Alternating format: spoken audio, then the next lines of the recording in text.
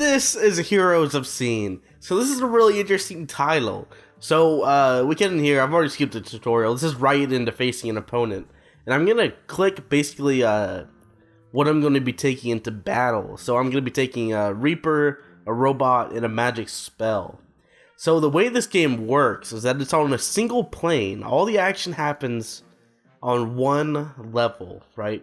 And it's constantly going to be you and your opponent are constantly sending out units to face each other on this battlefield. At the same time, you're trying to overwhelm your opponent, and you're trying to overwhelm your opponent with your units and destroy their base while trying to build up your base at the same time. So as you can see here, I am trying to build a sawmill, a cloth factory, or something like that. And I'm going to be working on upgrading those and building more stuff. So like, it's a little bit complicated, but basically on the side there you have the wood, you have mana, and you have cloth. So to summon these units, I need a combination of all three of those. So for example, this little Reaper dude requires 10 wood, 25 mana, and 80 cloth.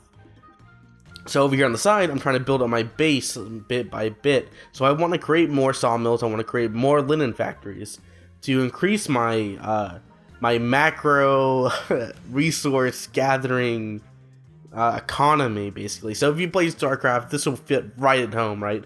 You're trying to build up your economy. So basically, the strategy I kind of went in with here is try and upgrade these two, my two basic resource collection thingies as much as possible. Try to upgrade those two things as much as possible while constantly being on the offensive with one more unit than my opponent as possible, while, you know, of course, building my base. But the thing is, my opponent is actually a lot more skilled than I am. He quickly he wins. I won't sugarcoat it. He beats me pretty bad. To be fair, this was my second game, and it looked like he had at least a couple levels on me because he had an extra spell, I believe. But strangely enough, he only had one set of units, which I thought was weird. So maybe there's like a certain card that maybe speeds up his economy.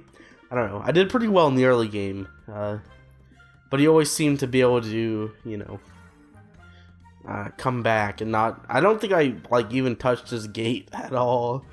So I can constantly flip around here on the camera and move from my base to the battlefield and all the way over to his base. I can see what he's building, which I feel like that maybe that's a little bit weird. Like, you shouldn't have that, but yeah, that absolutely seems like something you need like a spell for, like reveal your enemy's base or something. Especially when it comes to which units he's popping out. It shouldn't show it until after it's past the tower. So I don't know if this game is in particularly early development. It seemed like it was a full release, but those kind of things seemed a little bit weird to me. Like, it's very standard of this genre to not give the players free information like that. But maybe that's just a stylistic choice. I don't know. So anyway, so this is all well and good. I think it's a pretty cool game. It's very indie-like. I'm pretty sure it's free to play. But the thing is, because it's, you know, in the indie scene and whatever, it's kind of amateurish, which is a little bit rude because, like, they can't really help that. They just don't have the budget. But I think it's just like, and like, see, this is really slow paced, and some like. The animations there, they're not even like hitting each other, you know. It's just kind of like little stuff like that across the game. It's just like, they could have probably done better.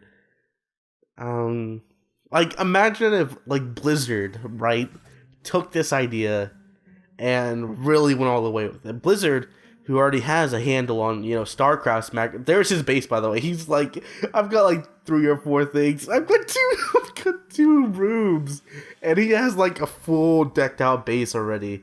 So he's been building himself up over time. I've definitely learned a lot just from this first mission. Like, for example, I probably want to create lots and lots of buildings and do the preliminary upgrades on them because they are cheaper. But you know, what can you do? What can you do? So each time I summon a unit, it goes on cooldown. The bigger units are going to have higher cost, but they're also going to be a lot stronger.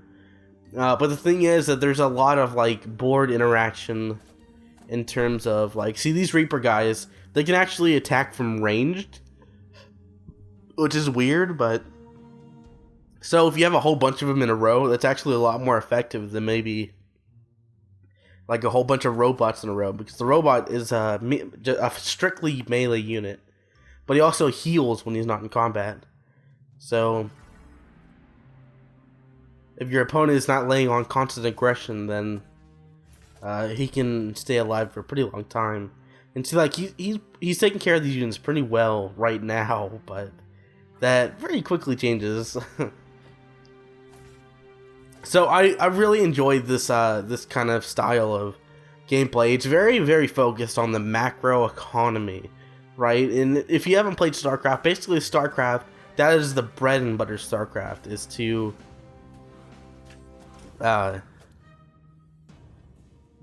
like fend off your opponent while you are, you know, gathering up resources. And you just try to do that as much as possible. You try to out macro your opponent, and it's something that's very deep and very complex. And I'm surprised, like, how relatively easy it was to get into this. I think it was very initially confusing because I was like, I had no idea what those 3 resources were and how I generated more of them. But just playing a couple matches, you know, bam, right like that. But it may have helped that I've played StarCraft, and I have a pretty good understanding of the StarCraft macroeconomy. So there's pretty much nothing you're going to be doing in this actual battlefield. It's all about building up your base and sending out units as needed. Which is cool. I like that. Because I'm not that big of a fan of the micro gameplay. I think they can kind of get it. Granted, it can, you know, distinguish like the great players from the good players or whatever, all that nonsense. But I always found it was just kind of rather tedious. So this is really cool. So you can go into each game with a specific strategy and try and win off it. See, like these guys, they're attacking my robot from ranged. So really, he only needs this one kind of unit, and I went ahead and threw out a magic spell there. But it's actually not going to do a whole lot. He's very quickly overwhelming me. Like I know now that he pretty much, I imagine he got pretty much every upgrade that reduced the cooldown of his Reapers. So basically he was able to output units at a much faster pace than I was. And also that's a really cheap unit, so it actually doesn't cost a whole lot to get a whole lot of them out there. So the entire early game, he was just trying to survive, and I wasn't applying enough pressure with the resources that I had. Because I was also trying to build up my base, except he was just doing it a whole lot better. And now, come late game, his base is so built up that he can just keep pouring out these units. He also has an upgrade, I believe, that increases the power of units based on how many units are out. So, you know, what all this means is that I got outplayed, basically. But I think that was cool. I think it was cool. I knew why I lost. At least, when I thought about it for a second, the game doesn't tell you, the game doesn't explicitly tell you how you lost. You have to infer it, which is maybe why they leave the bases within vision, so you can see and learn from opponents, I guess. But I don't know. That just feels like that it's such an easy, like, if so the thing is, right, and the same thing can be said in StarCraft. In StarCraft, if all vision is denied initially, right, and a big part of the game is actually scouting out your opponent.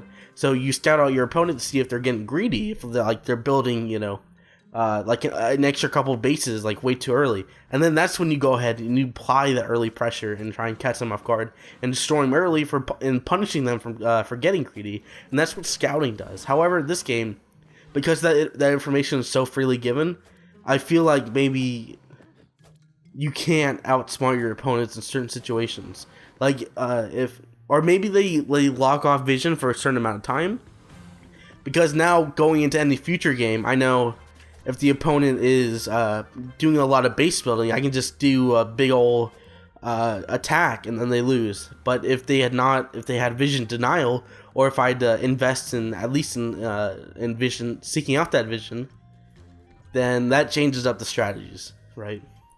And as you can see on the mini map there at the top, He is overwhelming me. I basically can't do anything. I think I'd try and rush out some upgrades, but it's not going to really do me much good. Yeah, I'm pretty much dead. And also, I wasn't creating units during that, which is also a really big thing in StarCraft. So this game has a surprisingly a lot in common with StarCraft. But it's cool. Just absolutely check it out with your time. Thanks for watching.